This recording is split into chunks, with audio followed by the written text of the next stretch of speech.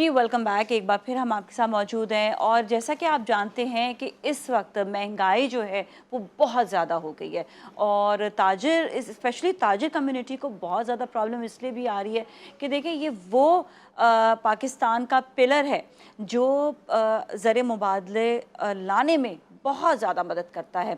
और ज़ाहिर बात है, पाकिस्तान अगर आप चला रहे हैं या आप चला रहे हैं, कोई भी मुल्क चला रहे हैं, अपना घर चला रहे हैं, तो उसके लिए आमदनी का आना बहुत ज़रूरी है। और आमदनी जो आती है वो उसी लिहाज से आएगी ना कि जब ताजर बरादरी को सहूलत मिलेगी, जब उनको रिलीफ इतना मिलेगा कि वो आसानी से कंपटीशन कर सकें दुनिया भर से। क्योंकि देखिए ये मुकाबला है इस वक्त, और मुकाबला ये इस वक्त इस तरह से है कि दुनिया भर में लोग क्या करते हैं कि वो कम पैसों में चीज़ बेच देते हैं और उनको काम ज़्यादा मिल जाता है, क्वालिटी वाली चीज़ कम पैसों में बेचना। इसी तरह ही अगर हम पाकिस्तान में देखें तो इस वक्त जो प्रॉब्लम आ रही है वो यही आ रही है कि प्रोडक्ट इतना महंगा बन रहा है कि दुनिया भर में वो कैसे बेचे, क्योंकि कंपटीशन है। जो ख़रीदार हैं वो दूसरे मुल्क में चले जाते हैं चीज़ को ख़रीदने के लिए। तो इसी बात पर ताजिर बरादरी जो है वो बहुत बड़ा स्टेप ले रही है, और वो क्यों ले रही है ये हम उनसे जानेंगे। हड़ताल का जो ताजिर बरादरी हड़ताल का जो ऐलान किया है 28 अगस्त को, उसके हवाले से हम बात करते हैं। हमारे साथ शर्जील गोपाली इस वक्त मौजूद हैं जो ताजिर बरादरी के रहनुमा है। अस्सलाम वालेकुम जी, कैसे हैं आप? ठीक ठाक हैं? अल्हम्दुलिल्लाह। अच्छा, ये जिस तरह मैंने भी अभी इंट्रो में भी अपने कहा कि ये बहुत बड़ा कंपटीशन है दुनिया भर में, और अगर पाकिस्तान इसमें पीछे रहा तो इस तरह तो पाकिस्तान में काम ही नहीं मिलेगा लोगों को। मैं आपको बात को आगे लेके चलता हूँ। देखिए, दुनिया में कहीं भी किसी मुल्क को चलाने के लिए मईशत का स्ट्रॉन्ग होना ज़रूरी है, और हमारी जो अभी इस वक्त पॉलिसी आ रही है उसके साथ दुबई और सऊदीया ने अपनी पॉलिसी में बड़ी नरमी की है। इस वक्त मैं आपको इंकशाफ करता चलूँ, इस वक्त आपके चैनल की तवज्जुह से दुबई में इस माह में दुबई चैम्बर ऑफ कॉमर्स में 467 कंपनीज 467 कंपनियों ने, पाकिस्तानी कंपनियों ने अपनी रजिस्ट्रेशन कराई है दुबई चैम्बर ऑफ कॉमर्स में। और पाकिस्तान की कंपनीज, पाकिस्तान का ट्रेडर्स, पाकिस्तान का बिजनेसमैन इस वक्त पाकिस्तान से माइग्रेट कर रहा है, और पाकिस्तान गवर्नमेंट को थोड़ा सा भी इस पर फ़र्क नहीं पड़ रहा। और ऐसा नहीं है कि पाकिस्तान गवर्नमेंट को नहीं पता। अच्छा, उनका ये बात इंटरेक्शन क्या होता है, क्या कहते क्या हैं वो आगे से कि अगर जा रहे हैं तो? उनको उनका तो कहना ये है कि ना 25 करोड़ आबादी है, लाख 2 लाख 3 लाख चले जाएंगे, क्या फ़र्क पड़ेगा। ये पिछले 50 साल से हमारे साथ यही प्रॉब्लम हो रहा है कि हमारा वैसे ही ब्रेन यहाँ से ड्रेन होकर जा चुका है। आप देखें, हमारे बच्चे बाहर जाके नाम कमा रहे हैं, स्पोर्ट्स में नाम कमा रहे हैं, हर फील्ड के अंदर हमारे बच्चे जो हैं पाकिस्तान से जो माइग्रेट किया। फिर हम बोलते हैं ये पाकिस्तानी निजात बच्चे जो है अमेरिकन या ऑस्ट्रेलियन, इन्होंने ये किया। हमें ये प्रॉब्लम क्यों नहीं होती कि पाकिस्तानी बच्चा पाकिस्तान में रह के पाकिस्तान का फ्लैग करना ऊँचा करे। आज पिछले 1971 में फॉल ऑफ ढाका के बाद आप देखेंगे, पहले नेशनलाइज किया गया, हमारी इंडस्ट्रीज़ को तबाह किया गया। इसके बाद हमारे ट्रेडर्स के ऊपर उस वक्त से जो है अताब जिस तरह चल रहा है, वो इस वक्त जाके बहुत ज़्यादा प्रॉब्लम्स की क्रिएट कर जी रही है। अच्छा, प्रॉब्लम्स थोड़े से बताएंगे गोपलानी साहब। एक चीज़ ये भी है कि अगर पाकिस्तान से बाहर जाता है कोई ताजिर और अपना अपना वो पैसा लेकर जाता है, और तो आप ये सोचें ना कि पाकिस्तान का पैसा भी तो बाहर जा रहा है, इस चीज़ को भी तो रोकना है। देखिए, उसकी वजह यह है कि पॉलिसीज़ नहीं है, पॉलिसीज़ का फुकदान है। ट्रेडर्स को वो इज़्ज़त नहीं दी जाती, सनतकारों को वो इज़्ज़त नहीं जाती जिसका जो उनका मकाम होता है। यही लोग बाहर जाते हैं, वो लोग वेलकम करते हैं, चाहे वो अमेरिका चले जाएँ, चाहे यूरोप चले नेचुरली उनके पास पैसा आ रहा है, उनका कारोबार आ रहा है। अच्छा, इस चीज़ का बहुत ज़्यादा it's a very sensitive thing, और ये मैं कहूँगी जो ताजिर बरादरी इस वक्त जो है स्टेप उठाने भी जा रही है, उसमें एक अहम चीज़ ये भी है कि वो अपने मुल्क में रहना चाहते हैं। जाने को तो बहुत आसान है, आपने पैसा समेटा, निकल के आपने दूसरी जगह पे काम किया, लेकिन ये अपने मुल्क के लिए काम है, अपने प्यारे वतन के लिए काम है।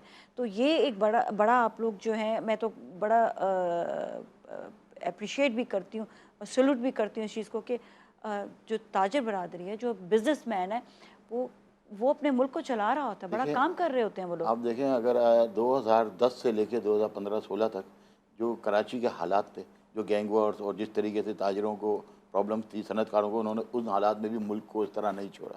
जो इस वक्त गवर्नमेंट पॉलिसीज़ की वजह से हमें प्रॉब्लम्स हो रही हैं। प्रॉब्लम्स क्या आ रही हैं? टैक्स देने से किसी को इनकार नहीं है। टैक्स, हम एडवांस इनकम टैक्स की जो ये बात कर रहे हैं, सेक्शन 147 जो कानून है FBR का, उसके तहत जो है आपका इम्पोर्टर्स, आपका एक्सपोर्टर्स भी, और साथ में जो है आपका मैन्युफैक्चरर, वो एडवांस इनकम टैक्स और एडवांस सेल टैक्स वैसे ही पेमेंट कर रहा है। और ये तकरीबन आप समझिए 9,800 अरब रुपए आपका जो टैक्स जनरेट होता है, इसमें 7,700 अरब रुपए आपका सिर्फ कराची जनरेट करता है। ठीक है? इन तमाम टैक्सेस देने के बाद आज आपको और हमें क्या सहूलियत मिलती है इस मुल्क के अंदर। इसके बावजूद भी हमें 12 दफ़ा FBI ने रब्ता किया, गवर्नमेंट से रब्ते हुए इन्होंने कहा हम चाह रहे हैं कि टैक्स रिजीम बढ़ाएं। हमने तजावीज़ दी कि आप जो है फिक्स टैक्स की स्कीम लेके आएँ और एक आसान सहल स्कीम लेके आएँ, सिंगल पेज का आप रिटर्न का इनकम टैक्स का फॉर्म लेकर आएँ।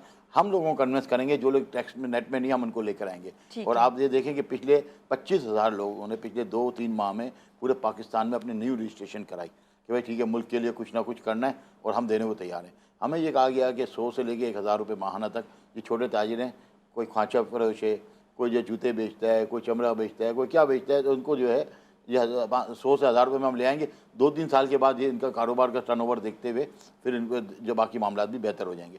लेकिन जुल्म इन्होंने ये किया, जो लोग पहले से इनकम टैक्स में हैं 2.5 लाख अफराद, उनको भी इन्होंने ताजिद स्कीम में डाल दिया और उस पर फिक्स टैक्स लगा दिया कि अब कराची की 36 मार्केटें जिसमें सदर, जोरिया बाज़ार, MA जिन्ना रोड, लियाकताबाद, हैदरी, इसके बाद आप आ जाएँ तारिक रोड, बहादुराबाद, उन तमाम वहाँ पे तमाम दुकानों पे, चाहे वो पान वाला है, चाहे दूध वाला है, चाहे किसी कोई भी फ़र्क रखे बगैर 60,000 रुपये माहाना के नोटिस जारी कर दिए कि 15 अगस्त तक आप जमा कराएं वरना आपके खिलाफ कानूनी कार्रवाई होगी। अब कानूनी कार्रवाई क्या होगी? Income tax account suspend, bank account आपका सस्पेंड, आपका NIC ब्लॉक, आपका पासपोर्ट ब्लॉक। अब जो लोग टैक्स दे रहे हैं आपको, पिछले 20 साल से कोई दे रहा है, कोई 30 साल से दे रहा है और हर साल दे रहा है, उनके साथ ही फिर ये उनके साथ। अच्छा, अपने खर्चे नहीं कम करने, अपने खर्चे देखें ना, सारा टैक्स हमारा जो है वो अशराफिया के पास जाता है, जो ये हुकूमत के लोग हैं। मुझे आप बताएं ना, जो आज फॉर्च्यूनर जो लोग हमारे वज़रा या हमारे ग्रेड 21 के अफसरान इस्तेमाल करते हैं, क्या हमारा मुल्क मुस्तमिल हो सकता है? उनके उनके ये अपने जो है गाड़ियाँ वाड़ियाँ कम लेवल की क्यों नहीं वो लोग रखते, कम क्यों नहीं आती हैं चीज़ें? मैं हमेशा ये मेरे जहन में सवाल आता है। देखिए, ये तो हम भी पूछते हैं और हम जब पूरी दुनिया की ट्रैवलिंग करते हैं, आप देखें UK के प्राइम मिनिस्टर जो है, उनका जो हम प्राइम मिनिस्टर हाउस देखते हैं तो वो फुटपाथ के ऊपर दरवाजा है उनका। जी। कोई बाउंड्री वॉल नहीं है। एक वो इतना आलीशान, इतने बड़े-बड़े, और मेरे ख्याल में शायद 200 गज भी नहीं होगी जगह वो। तो हमें इतने बड़े, और वो तरक्की याफ्ता मुल्क है इस वक्त, जहाँ पे सहूलतें हैं, जहाँ पे अगर टैक्स ज़्यादा दिया जा रहा है तो वहाँ पर सहूलतें बहुत ज़्यादा। और दूसरा ये कि वो खुद कफील हैं, वो ये किसी से मांग नहीं रहे, और हम तो मांग कर फिर इतने एक्सपेंडिचर्स रखते हैं। इतने एकड़ों पे हमारे prime minister house, governor house और वज़ीर आला हाउस की ज़रूरत क्या है? भाई वज़ीर आला ने जो काम करना है दफ्तर में बैठ के। बिल्कुल। मैं मलेशिया गया डिप्टी प्राइम मिनिस्टर से मिलने के लिए, तो पाकिस्तान कॉन्सुलेट जनरल हमें ले गए थे लास्ट ईयर। हमने डिप्टी प्राइम मिनिस्टर, आप यकीन करें, नॉर्मल सी बिल्डिंग में ले गए, उस बिल्डिंग में ऑफिसेज भी थे।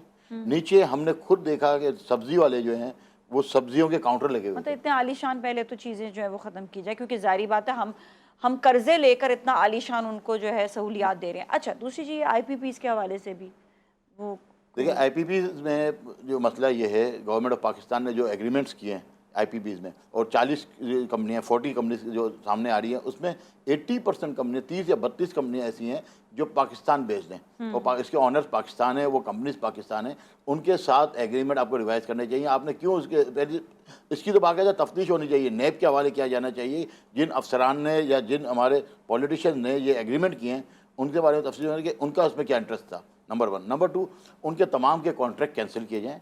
20% तो हमारी इतला ये है कि 20% के कॉन्ट्रैक्ट तो ख़त्म हो रहे हैं 2023 से लेके 2025 तक, तो उनको तो रिवाइज नहीं होना चाहिए। साथ साथ इनका जो पाकिस्तानी कंपनीज हैं उनके कॉन्ट्रैक्ट रिवाइज करने चाहिए, या हमसे गवर्नमेंट बात करे, हम वो कंपनीज खरीद लेते हैं, हम कंपनी खरीद लेते हैं, पब्लिक प्राइवेट पार्टनरशिप में वो कंपनीज खरीद लें और उसको कॉन्ट्रैक्ट ख़त्म करके जो आपकी कॉस्ट आ रही है 6 रुपये 7 रुपये पर यूनिट बिजली, उसमें आप डिस्ट्रीब्यूशन कंपनीज को दें, ताकि आपके एनर्जी सेक्टर जो क्राइसिस में है, जो आपकी फैक्ट्रीज बंद हो रही हैं, आप देखें पिछले 1.5 माह के अंदर 150 से ऊपर फैक्ट्रीज बंद हो चुकी हैं और वो फैक्ट्रीज हैं जो एक्सपोर्ट कर रही थी। सितारा टेक्सटाइल जिसके 50 साल से ऊपर जिनके हो गए, यहाँ पे वो बंद हो चुकी है इस वक्त। देखिए, तो ये जो है हमें एक तो ये रिवाइज करना है। दूसरी बात, जो इंटरनेशनल IPPs हैं, जैसे सऊदीज़ की कंपनी है या चाइनीज़ या हमारे फ्रेंड्स हैं, इनसे भी बैठ के बात हो सकती है कि भाई आप कुछ ना कुछ रिवाइज करें या एग्रीमेंट रिवाइज करें। आप उसका एग्रीमेंट रिवाइज करके हमारी एनर्जी को कम रेट पे लेके आएं। इंडिया इस वक्त हमारा कॉम्पिटिटर है, अब चाइना हमारा कॉम्पिटिटर है, उसको चाइना के तो हम करीब भी नहीं। अब अफगानिस्तान हमारा कंपटीशन में आ रहा है। अफगानिस्तान में इंडस्ट्री लगना शुरू हो चुकी है और इंडिया वहाँ पे सोलर की इंडस्ट्री लग चुकी है, घी मिल्स लग चुकी हैं और नई इंडस्ट्रीज लगना शुरू हो रही है। हम किस तरीके से अच्छा, ये हड़ताल पूरे पाकिस्तान में होगी? पूरे पाकिस्तान में होगी। सारे ताजिर जो हैं वो इस वक्त मिलकर जो है वो कह रहे हैं कि हमारे लिए सहूलत की जाए। देखें, छोटे से छोटा ताजिर जो है, चाहे किसी छोटे चक का हो, चाहे कराची का हो, चाहे लाहौर का हो, उस तमाम के तमाम इस वक्त प्रॉब्लम्स हैं। इस वक्त होना ये चाहिए था, गवर्नमेंट ऑफ पाकिस्तान जो है बेल आउट पैकेज का ऐलान करती और ट्रेड को और इंडस्ट्री को चलाने के लिए अपनी तमाम सारी सलाहियतें और सारा पैसा लगाती कि मुल्क जो है वो अपने पाँव पे करा रहे। हम क्यों इम्पोर्ट बेस्ड कंट्री बन गए? हमारी गवर्नमेंट पॉलिसीज़ की वजह से बने ना। और आज आपकी स्मगलिंग बढ़ती जा रही है ये गवर्नमेंट पॉलिसीज़ की वजह से।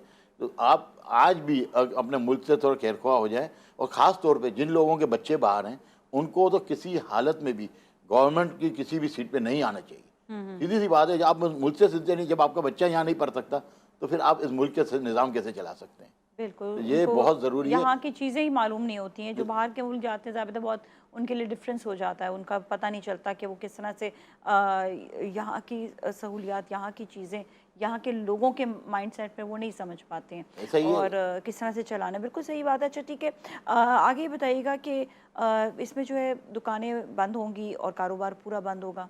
देखें, अब तक तो शटर डाउन है, लेकिन हमारी कोशिश ये है कि अभी हमारे पास एक हफ्ता है, इसमें हम ट्रांसपोर्टर से भी रब्ता कर रहे हैं। हम चाह रहे हैं कि पूरे पाकिस्तान में एक साथ पहिया जाम हो जाए, ताकि गवर्नमेंट के ऊपर प्रेशर बने। ये हमारी टोकन स्ट्राइक है और हमें नहीं लगता कि गवर्नमेंट इस मामले को हल करे। कल हमारी मीटिंग हुई है, कल मेंबर IR कहती क्या है? क्या गवर्नमेंट ने कल हमारी जब हमने अनाउंस किया है तो कल जो है हमारे आपके मेंबर IR जो हैं उनसे हमारी कल मीटिंग हुई और उनका कहना ये है कि आपके कहना सब कुछ सही है, हम बात करते हैं और ये सब IMF कह रही है।